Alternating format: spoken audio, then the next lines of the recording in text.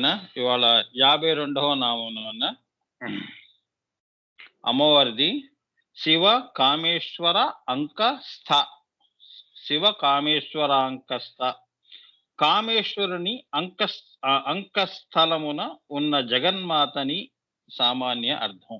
అంకస్థలము అంటే ఆయన యొక్క అంకము, అంక పీఠం మీద కూర్చొని ఉంటుంది. మీరు చాలా పటాల్లో చూసుంటారు అమ్మవారు. చాలా మటుకు దేవతలు అలానే ఉంటారు నాన్న. హయగ్రీవులు వారు అలా మీరు తీసుకుంటే అంకస్థలము అంటారు. ఇది సామాన్యమైన అర్థం. ఇందులో మనం తెలుసుకోవలసింది ఏంటంటే నాన్న, గుప్తనామంలో ఇందులో శివకామ ఎన్ని గుప్తనామాలు దాగి ఉన్నాయో చూడండి. మన పేరులోనే రా మా అంటే ఏంటంటే, రా అంటే చిదగ్ని బీజము, మా అంటే మాయ. మాయని తరింపజేయువాడు రాముడు, ఈ చితగ్ని. మాయ శరీరము, లోపల ఉన్నది రా చితగ్ని ఆత్మ. దాన్ని ఆత్మారాముడు అంటారు కదా, అదనమాట. సో ఈ మాయని తరింపజేసేవాడు రామ ఎలా అయ్యాడు. గుప్తనామాల్లో ఈ శివ కామ అంటే ఏంటో చూద్దాం. శివ బిందువు, శుక్ల బిందువు, శివ సంకల్పము, రక్త బిందువు, వారి పరస్పర ఈక్షణమే శివకామ. శివకామ అంటే ఏంటంటే నన్న చెప్పాను కదా, వైట్. ఫస్ట్ శుక్లము అంటే ఏంటి, తెలుపు. తెలుపులో నుంచి ఎరుపు వస్తుంది. సూర్యుడి నుంచి సూర్యకిరణాలు ఉదయించేటప్పుడు సూర్యకిరణాలు ఎలా ఉంటాయి, ఎరుపు వర్ణంలో సూర్యుడు ఉన్నాడు. తెలుపులోంచి ఎరుపు అయ్యాడు ఆయన. ఎరుపు వేరుగా తెలుపు వేరుగా కాదు, తెలుపే ఎరుపైందని. అంటే ఆయన యొక్క కామ రూపంగానే బయటికి వచ్చింది అమ్మవారు. అందుకే శివ కామేశ్వరి అన్నారు. ఓకే. బిందువులో శుక్ల రక్త, ఇదే సిద్ధాంతము, ప్రిన్సిపల్. ఈవెన్ సృష్టిలో కూడా పుట్టిన బిడ్డ కూడా ఎరుపు వర్ణంలోనే ఉంటాడు, రక్తంతో పుడతాడుగా డెలివరీ టైంలో. అవునా, ఎరుపుగానే ఉంటాడు వాడు, రక్తం అంతా బ్లడ్ పూసుకొని ఉంటాడు. అంటే ఏంటంటే తవలపాకులో తినేటప్పుడు ఎరుపు ఎక్కడుంది మరి? నువ్వు నమిలిన తర్వాత నోరంతా ఎరుపు అవుతోంది కదా. ఇది వేరు అది వేరు అనే దృష్టి ఉండకూడదు. అభేద బుద్ధి మనం సంపాదించుకోవాలి, భేద బుద్ధితో చూడకూడదు. ఏమ్మా, అది ఒక యోగి చేయవలసిన ప్రయత్నం ఏంటంటే ఇది. ఏకాన్ని ఏకంగా అభేద బుద్ధిని తెచ్చుకోవటమే యోగం. భేద బుద్ధితో యోగం వచ్చింది అంటే మాయ వచ్చింది అని యోగమాయ అంటారు. అంటే నేను ఫలానా యొక్క స్వప్నంలో నేను ఈ దేవుణ్ణి చూశాను, ఆ దేవుణ్ణి చూశాను అని, ఇదంతా కూడా యోగమాయ. అమ్మవారి యొక్క యోగమాయ దర్శనాలు. అసలైన దర్శనం పైన ఉంటుంది ఏమ్మా, అదే లయంలో ఉంటుందమ్మా. సో ఇక్కడ ఏమంటున్నాడు, శివ సంకల్పము రక్త బిందువు. ఆయన సంకల్పం ఉంది కదా. ఇప్పుడు నువ్వు ఒక పని చేయాలి అనుకున్నప్పుడు ఒక సంకల్పం పెట్టుకుంటావు. అది కర్త కర్మ క్రియలోకి రావాలి అన్నప్పుడు ఆ తెలుపే ఎరుపుగా అయింది. ఇప్పుడు నీకు ఒక ఆడపిల్ల సిగ్గుపడింది అంటే బుగ్గలు ఎరుపెక్కేయి అంటే ఆమె నుంచి సంకల్పం ఎరుపయిందని అంతే. అందుకే వాళ్ళిద్దరూ శక్తి వినా శివుడు లేడు, శివుడి వినా శక్తి లేదు, వాళ్ళిద్దరూ ఒకటి. ఇది ఎప్పుడు మర్చిపోవద్దు మీరందరూ. లలితా సహస్రనామాల్లో లలిత ఆరాధన చేసే వాళ్ళందరూ కూడా, యోగం చేసే వాళ్ళందరూ కూడా ఈ దృష్టితోనే మీరు అనేకంలో మాయలో మీ కర్తవ్యే వాదికారిస్తాయి. మీ పనులు మీరు చేయండి, అంతేగాని ఫలితాలు ఆలోచన చేయకూడదు, ఫలితాలు ఆశించకూడదు. అమ్మవారు సంకల్పం పెట్టుకొని ఉన్నది, అంతేగాని తనకంటూ ఒక సంకల్పం పెట్టుకొని ఆమె సృష్టి చేయలేదు. ఆయన సంకల్పం వేరు, నా సంకల్పం వేరు అని పెట్టుకోలేదు. ఆయన సంకల్ప స్వరూపంగా బయటికి వచ్చింది. అదే రక్త బిందువు అన్నారు. ఇదే ఇప్పుడు నేను చదివిన శుక్ల రక్త, రక్త శుక్ల ప్రభామిశ్రం, ఈ రెండుటి యొక్క కాంబినేషన్స్ అండ్ పర్మిటేషన్స్ కలయటం వలన ఏమొస్తుంది, ఈ త్రికోణము విశ్వయోని అనేది వచ్చింది. అదే త్రికోణము, శ్రీచక్రంలో విశ్వయోని అంటారు. అదే సావిత్రి. ఆ! సవిత అంటే ఏమిటి? ప్రసూతి.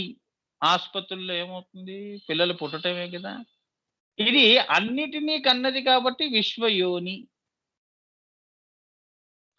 అదే దాన్నే ఏమన్నాము? బ్రహ్మ, విష్ణు, మహేశ్వరులు. అమ్మవారు సృష్టి చేయటానికి 3 సృష్టి చేయాలి, దాన్ని పోషించాలి, దాన్ని మళ్ళీ లయం చేయాలి. ఈ 3 అదే మహా త్రిపుర సుందరి. త్రిపురతో మొదలుపెట్టింది.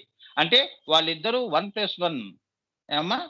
ఒకటి సంకల్పము, అమ్మవారు ఆయన సంకల్పాన్ని కార్యరూపంలో తీసుకొచ్చి 2 అయింది. వాళ్ళిద్దరూ 2గా కార్యంలోకొచ్చి మళ్ళీ మూడో దాన్ని వాళ్ళు పుట్టించారు. అదే ఈ బ్రహ్మ, విష్ణు, మహేశ్వరులనేవాళ్ళు. అంటే ఈ యొక్క బిందువే ఎక్స్‌పాన్షన్ అయ్యి 3గా త్రికోణంలోకి వచ్చిందని. అదే విశ్వయోని అంటారు. అది. వారి పరస్పర ఈక్షణమే శివకామ. శివుడికి సంకల్పము, కోరిక అనేది ఒకటి సంకల్పము, కోరిక అనేది ఉంటేనే కదా ఆయనలో చలనం, చైతన్యం అనేది ఉంటుంది. లేకపోతే సృష్టి ఎలా వస్తుంది చెప్పండి? అవునా? అవునా నాన్న సాయి? ఏం క్రాంతి అర్థమవుతుందా? సంకల్పం నువ్వు పెట్టుకుంటే కాదు. సంకల్పాన్ని నువ్వు కార్యంలో తీసుకురావాలి. లేదు అంటే నువ్వు జడంగానే ఉండిపోతావు. పొటెన్షియల్ ఎనర్జీగా ఉంటుంది. అది కినెటిక్‌లోకి రాదు. కినెటిక్ ఎనర్జీలోకి రావాలి అంటే ఆయనలో చైతన్యం పుట్టాలి. ఆ చైతన్యం పుట్టటమే ఈ అమ్మవారు. లేదు అంటే ఎక్కడ కూర్చున్నావో అక్కడే కూర్చుంటావు. జడంగా కూర్చుంటావు. ఎక్స్‌ప్రెషన్ కూడా చైతన్యంతో కూడుకుంది. జడ పదార్థం ఏముంది? సంకల్పం లేని వాళ్ళు ఎలా ఉంటారు? జడంగా కూర్చొనుంటారు. వాళ్ళలో నేను నా సంకల్పం అంటే ఏంటి? కర్త, బుద్ధి ఉంది. ఈ పని చెయ్యాలని.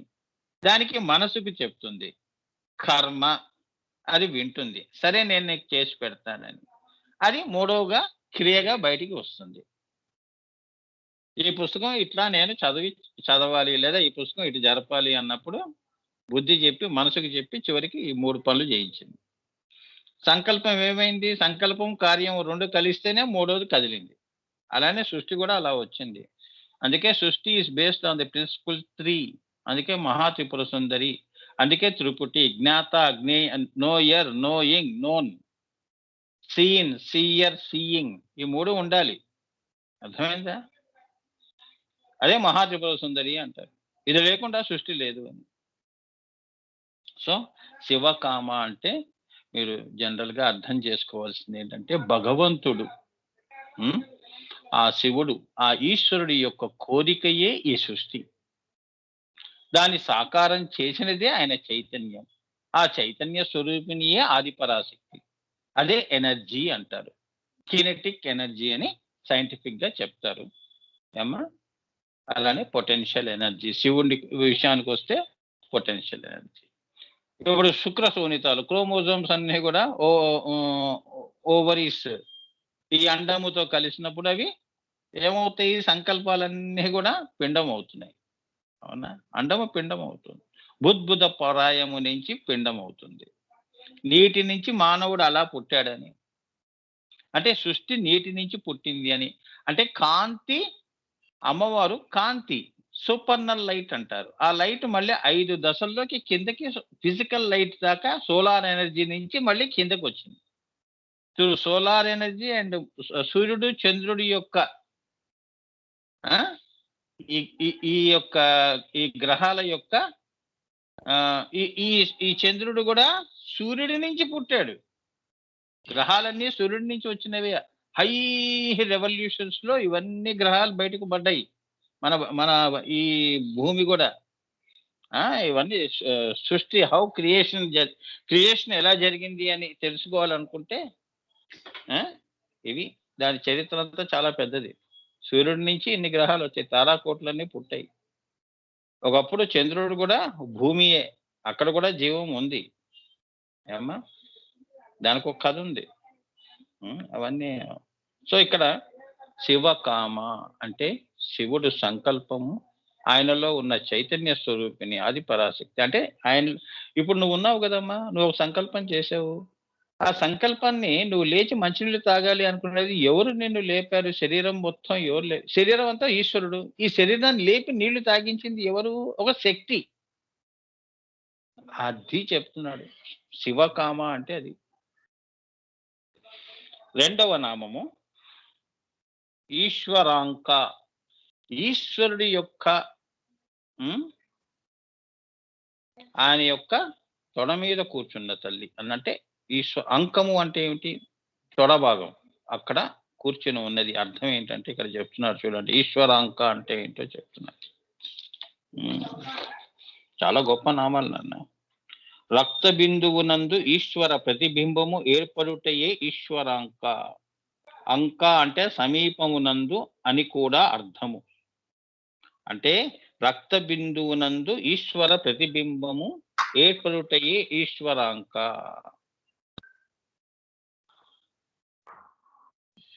దేవుడు, మీరు అనుకున్నట్టు దేవుడు ఇంకా ఆయన ఎప్పుడు కూడా ఆయన ఎప్పుడు కూడా సూపర్నల్ లైట్ గా చూడాలి. అర్థమైందా? అది ఎనర్జీ ముద్దమ్మ. అది తలుచుకుంటే అన్ని రూపాలని సృష్టించినప్పుడు తనకంటూ ఒక రూపం సృష్టించుకోలేదా? ఇంత నామరూప జగత్తుని. సో ఎనర్జీ నీ ఇచ్ఛానుసారంగా ఆ ఎనర్జీ ఆ రూపం దారుస్తుంది. ఇప్పుడు నేను దత్తాత్రేయులు వారిని చూడాలి, పలానా బాబాజీని చూడాలి అనుకున్నప్పుడు ఆ యొక్క ఎనర్జీ ఆ రూపంలోకి వచ్చి నీతో ఆస్వాదించి నీకు దర్శనం ఇవ్వటం అనేది జరుగుతుంటుంది. బట్ మళ్ళీ అదేమైపోతుంది? ఆ ఎనర్జీలోకి వెళ్ళిపోతుంది ఆ రూపం. అది.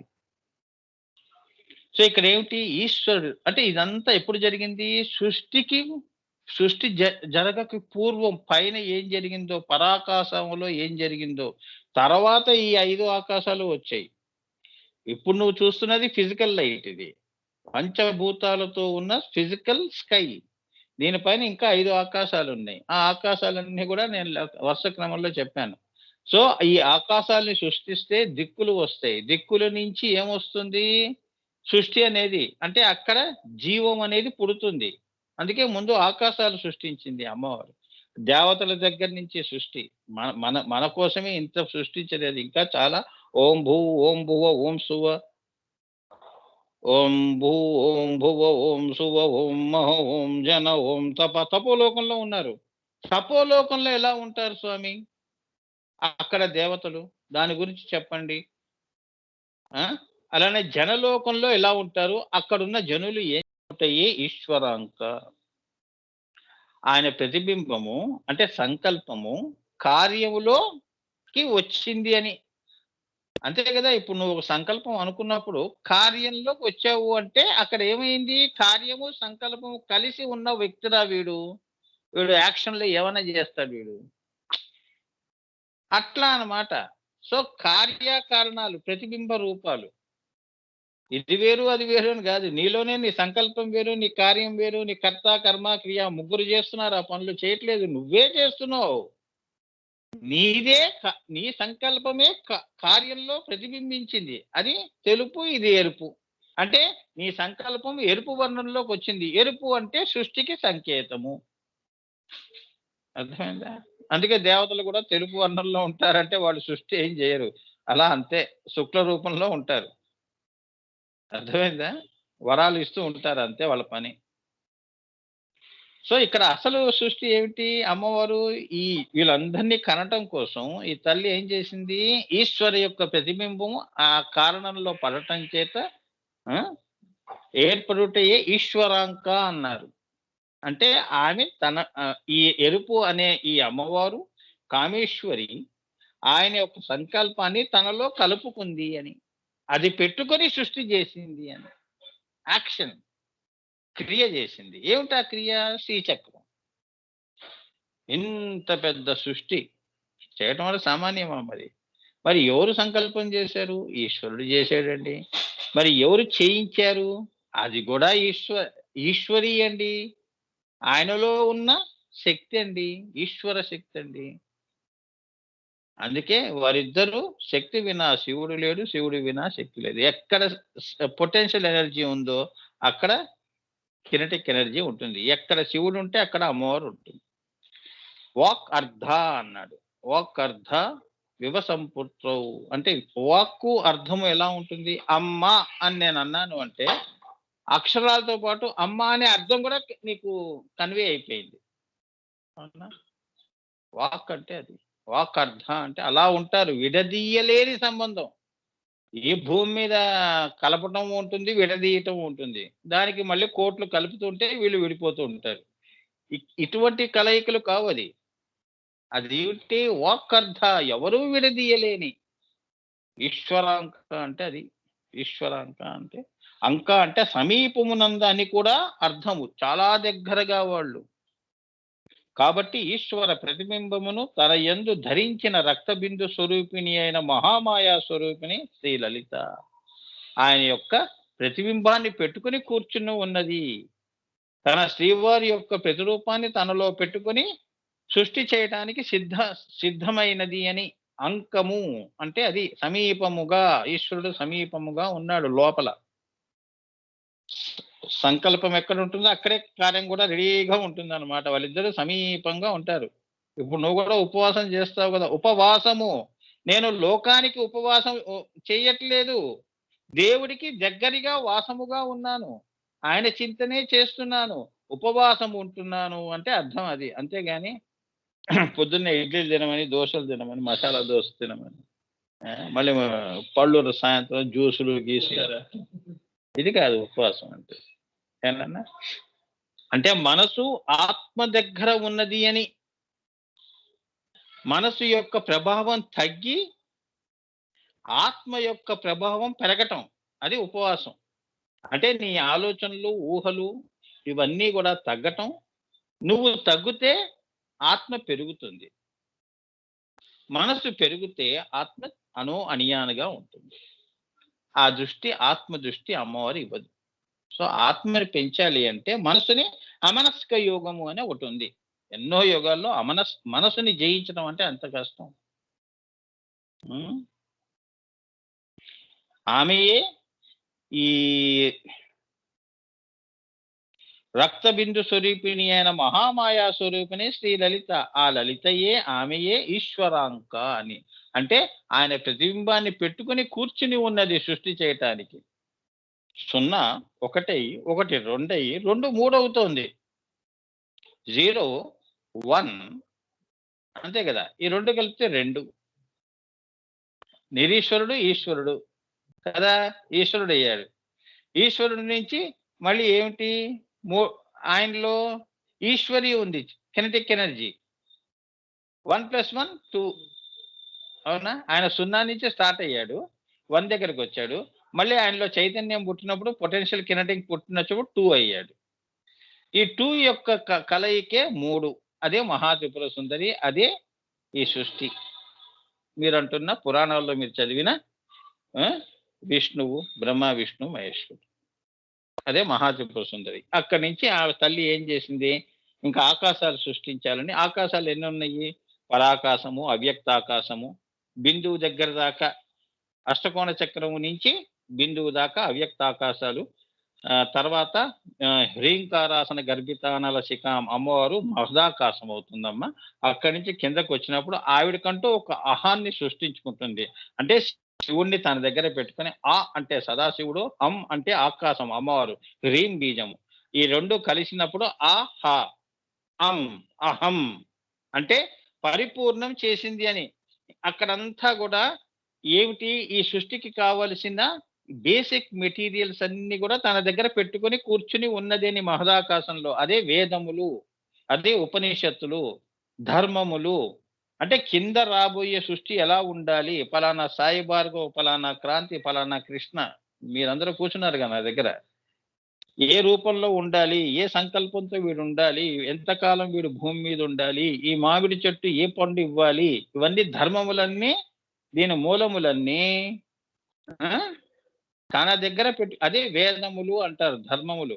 అది మన ఋషులు మునులు దర్శనం చేసుకుని దాని వేదయుక్తం చేశారు, శ్రీ సూక్తం చేశారు, సూక్తం చేశారు, హిరణ్య వర్ణం హరిణీమని. అదంతా స్థూల సృష్టి ఇలా జరిగింది నైనా అని మనకు ఒక ఎన్సైక్లోపీడియాగా మనకి ఇచ్చారు. అది చదవకుండా మనం మాయలో ఉండి వితండవాదం చేస్తే దేవుడు అనే పదార్థం ఎప్పుడూ మాయగానే ఉంటుంది. అర్థమైందా? నువ్వు దేవుడి గురించి ఈ జన్మకే కాదు, ఏ జన్మకి తెలుసుకోలేవు. మూలం వదిలేసావు అంటే అయిపోయింది. మూలం వదలకూడదు. నువ్వు ఎన్ని పనులన్నా చెయ్యి. మూలం మర్చిపోకూడదు. అది మీరు చేయవలసింది. ఏనన్నా? అదే శివ కామేశ్వరాంకస్త. అంతేగాని ఆయన తొడ మీద ఇలా ఆమె కూర్చొని ఉన్నది. అట్లా మనం మామూలు సాహితీపరమైన అర్థం తీసుకోకూడదు. ఓకే. కొద్దిగా ఎదగాలి నాన్న. మనసుతో ఎప్పుడూ కూడా లలితా సహస్రనామాలు మనం తెలుసుకునే ప్రయత్నం చేయకూడదు. ఇదంతా కూడా ఆత్మగతంగా మనం చూడాలి అమ్మవారిని. అమ్మవారిని ఎప్పుడూ కాంతి రూపంలోనే చూడాలి. భగవంతుడు అంటేనే కాంతి స్వరూపుడు. సూపర్నల్ లైట్ అంటారు. అంటే సూపర్నల్ లైట్ అంటే ఏమిటి? అన్ని ఈ ఫిజికల్ లైట్స్ అన్నిటిని కూడా కన్నది. సూర్యుడి నుంచేగా మనకి లైట్‌లన్నీ వస్తున్నాయి. మరి సూర్యుడు ఎలా ఆయన్నెవరు వెలిగించింది? అదే సూపర్నల్ లైట్. ఈయన కూడా అప్పు తెచ్చుకోవాలక్కడ. ఈయన డిస్ట్రిబ్యూటర్. అదే మెయిన్ డిస్ట్రిబ్యూటర్. అమ్మవారు ఇస్తుంది. అక్కడ సూర్యుడు. ఈ సూర్యుడి వలన మిగతా గ్రహాలన్నీ కూడా ఈ రొటేషన్స్‌లో ఉంటాయి. చైతన్యవంతం అవుతాయి. ఎనర్జిటిక్ అవుతాయి. అర్థమైందా? ఈ energy super energy, solar energy, super energy ఇది నెమ్మదిగా భూమి మీదకొస్తుంది. ఫోటోసింథసిస్ మొక్కలకి ఆహారంగా వెళుతుంది. అట్లా అన్నమాట. ఇప్పుడేమవుతుంది లైట్ ఎక్కడి నుంచి వస్తుంది? శ్రీచక్రంలో ఉన్న బిందువు. సూర్యుడికి పైన మాట్లాడుతున్నాను. అక్కడి నుంచి అది ప్రయాణం చేసి సూర్యుడి దగ్గర నుంచి ఇగో ఈ మొక్కలు నీ దాకా వస్తుంది ఫిజికల్ లైట్ ఇది. ఇప్పుడు నువ్వు చూస్తున్నదంతా ఫిజికల్ లైట్స్. వెలుగులకే వెలుగు. అర్థమైందా? అగ్నికే అగ్ని. చితగ్ని అది. ఇది భూతాగ్ని. Physical light. అది చితగ్ని.